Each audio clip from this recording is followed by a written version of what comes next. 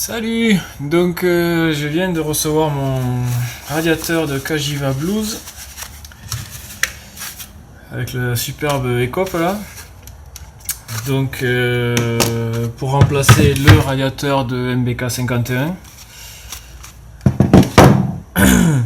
Donc encore merci au partage des vidéos de Didier. Si vous connaissez pas sa chaîne, je vous invite à aller voir.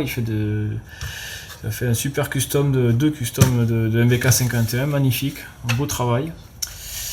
Et donc du coup il dit dans ses vidéos qu'il avait utilisé un radiateur de Cagiva Blues 125, une espèce de roster trial, je sais pas. Et c'est vrai que ce radiateur il va super bien. C'est une moto dans les mêmes années que les MBK 51, donc c'est la même conception. Du coup il y a comme sur un MBK 51, il y a le bouchon à gauche, l'entrée d'eau à droite en haut, la sortie en bas à gauche. Et au niveau des fixations c'est pareil, c'est deux plots en bas, un en haut.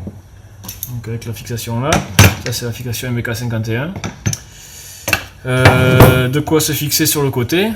Donc c'était pour le cache d'origine de Cagiva là, qui se visse avec des grosses vis comme ça là. Donc il y a moyen de faire quelque chose de sympa et rapide et simple. Au niveau de la surface d'échange, on est équivalent en largeur. Donc ça fait 20 cm les deux. En épaisseur c'est pareil, on est à 3 cm,2 pour les deux. Et par contre ce qui est intéressant c'est la longueur, on gagne 8 cm.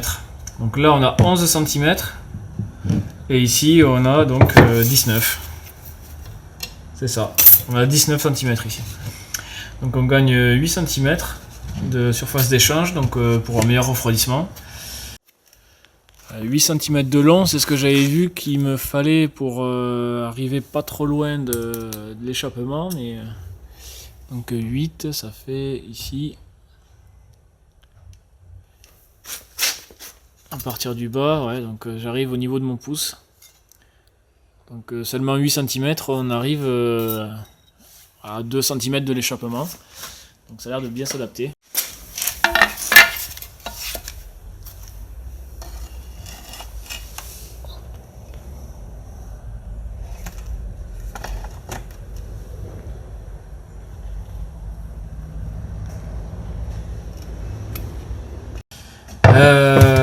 Donc très intéressant. Ça va pouvoir s'adapter assez facilement. Bon, il y a une différence de diamètre à ce niveau là. Et en bas, ça a l'air d'être les mêmes diamètres. De toute façon, je vais monter ici un capteur de température à eau. Donc la sonde de température COSO aussi. Avec son embout en 22 mm. Comme ça, du coup ça correspond en fait. Donc ça me plaît bien. Ça me plaît vraiment bien. Donc finalement je suis content que ce bout soit plus petit aussi. Voilà, donc ça je vais monter avec ça. Ce support là, c'est un support d'origine là, j'ai pas envie de le bidouiller, de le foutre en l'air quoi. Enfin, je pense qu'il y a des gens qui seraient intéressés de l'avoir d'occasion, donc quand j'aurai fini tout ça, il repartira sur le marché d'occasion. Plutôt que d'en bousiller un d'origine, je vais plutôt en refabriquer un. Là, j'ai plein de fils de fer assez épais là, qui me traînent, ou alors j'ai la tige filetée M6 là qu'on peut plier facilement, souder, faire tout ce qu'on a besoin.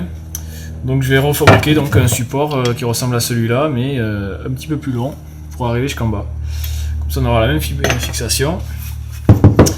Pour les écopes de radiateur, parce qu'évidemment mon but c'est de ressembler le plus possible à l'origine. Donc ça c'était sur le radiateur d'origine. Et du coup il va falloir que je mette ça sur ça.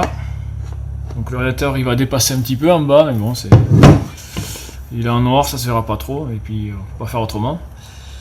Donc au niveau des fixations, là on a des taraudages M8. Là on a des vis M6. Si je me mets à peu près à la même hauteur, les anthrax ne correspondent pas, donc c'est très bien. Ce que je vais pouvoir faire, c'est mettre une plaque d'aluminium de 1 mm 5 que j'ai déjà là, que je vais percer aux deux endroits. Comme ça, j'y mettrai les vis ici pour tenir la plaque. Et sur cette plaque, j'y ferai des trous, j'y mettrai des vis M6 par derrière avec un écrou qui correspondront du coup à cet anthrax là et qui me tiendront simplement les copes. Comme ça, c'est mécanique, c'est vissé assemblé, c'est simple, c'est rapide, efficace, ça sera très bien. Donc voilà. Plus tard, je monterai donc avec un régulateur de tension la pompe à eau électrique. Ça lui fera du bien ça. Donc ça partira en sortie de radiateur. Ça rentrera dans la pompe à eau et ça rentrera dans le cylindre. Comme ça, la pompe à eau envoie de l'eau un peu moins chaude que si elle sortait de la culasse. Ça permet de préserver un peu plus la pompe à eau. Et puis de toute façon, en sortie de culasse, moi je veux mettre le capteur de température, parce que moi ce qui m'intéresse c'est l'eau vraiment qui est dans le cylindre, qui est sortie de culasse. Voilà, qu'est-ce que je peux faire de plus avec ça? J'ai acheté des radiateurs de PC, des ventilateurs de PC, ça fait longtemps que j'ai acheté tout ça. Et donc là-dessus, je vais pouvoir en mettre quelques-uns. Donc on fera des essais, on verra si ça y fait du mieux ou pas. Comme je roule pas toujours à fond avec cette mob là, qu'on va faire peut-être des balades et tout, donc pourquoi pas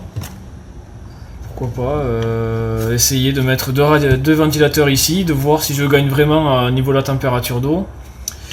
Et je peux même en mettre 4 à 8 € le ventilateur, pourquoi pas quoi.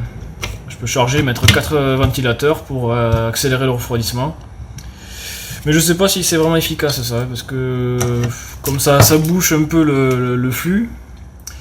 Je pense que ça c'est efficace quand on roule pas vite, mais quand on roule à 80 par exemple, je pense que le mieux c'est de laisser vide derrière pour que ça puisse que l'air puisse passer à travers.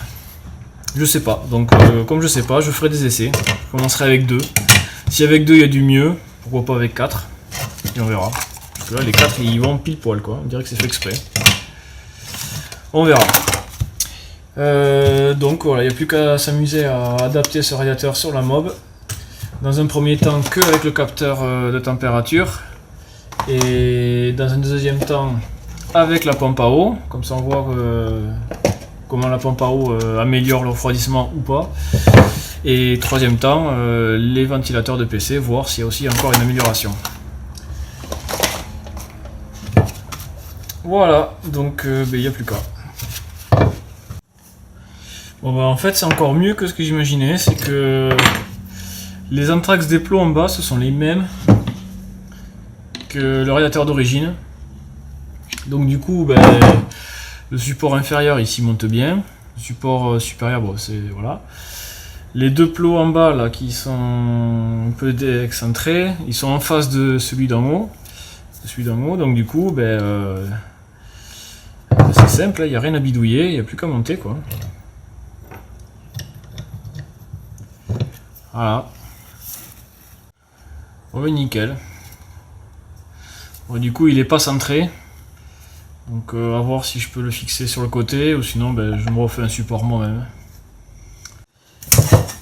De la plaque d'aluminium que j'ai trouvé à 5 € chez les ferrailleurs, là, c'est des chutes donc c'est pas cher. Enfin, 5 €, j'ai eu cette plaque et d'autres bouts de métal aussi. Voilà, deux petites lamelles d'aluminium découpées. Bon mais voilà. Donc les deux petites plaques avec des trous. Hop là. Des trous à 8 pour les anthrax ici. Les trous à 6 pour mettre les vis par dessous ici. C'est bien ces plaques d'alu, là ça se travaille très facilement à la lime là, pour faire les arrondis, pour percer, ça va vite et bien. Donc maintenant on va faire l'assemblage. Je pensais mettre une vis comme ça, des écrous pour tenir, voilà.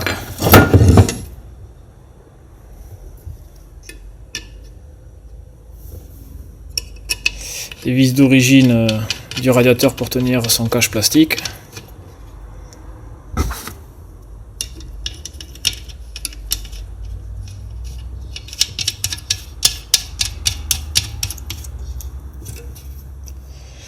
C'est nickel ça, non seulement l'écrou il me sert à tenir la vis plus que comme ça elle reste comme ça en fixe, mais aussi ça me dégage de la vis du radiateur. Et voilà, avec un écrou.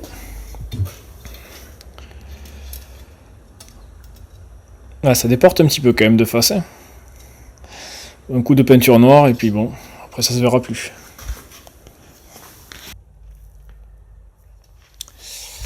Nickel, c'est validé. On va encore me traiter de pointilleux, mais bon, tant pis. J'ai rajouté des rondelles dessous parce que la vis en fait était un petit peu plus haute que l'écrou.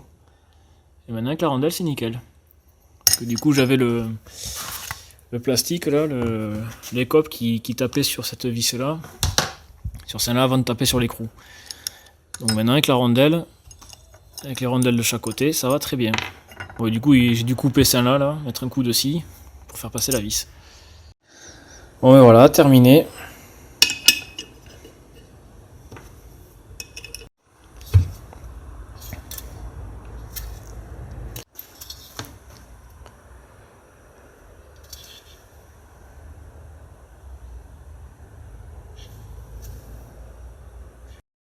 Bon, et voilà, le plus important est fait. Maintenant, il ne reste plus qu'à monter le radiateur sur la mobilette.